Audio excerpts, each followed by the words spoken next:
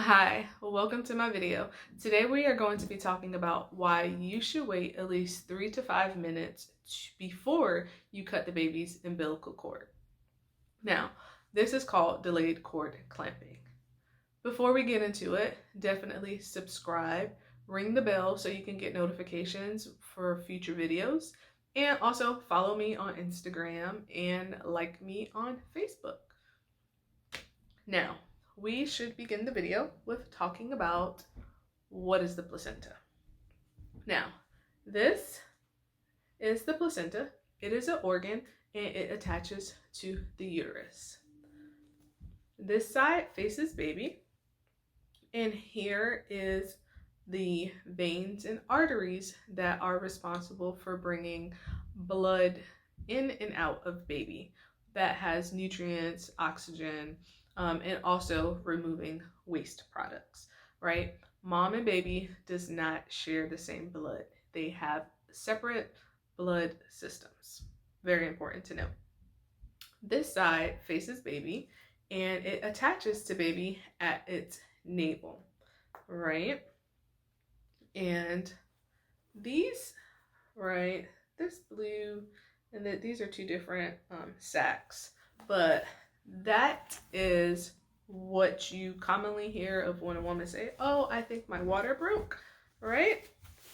Baby is housed within these sacs inside of the uterus, and this is filled with water. So when she says my water broke, there has been a rupture in these membranes, right? So here goes baby in utero. So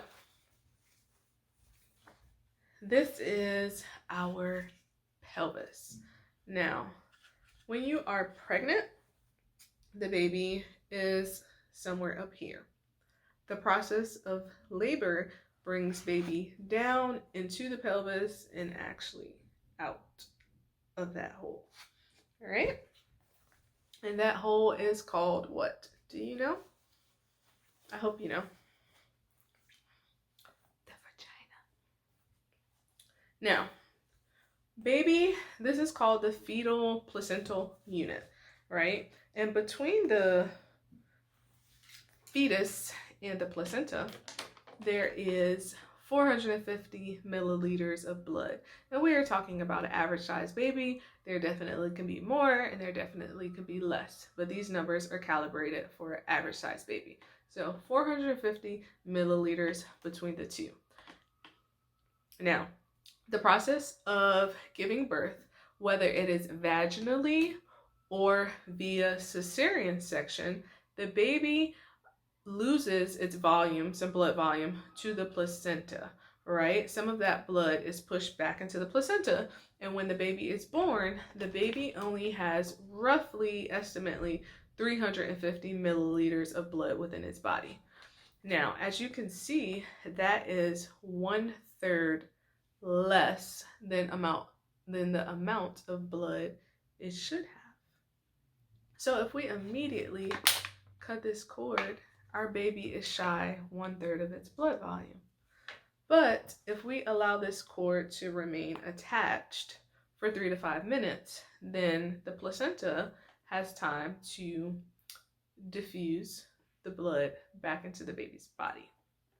Now, 3 to 5 minutes is definitely an estimate. You are sure by looking at the actual cord.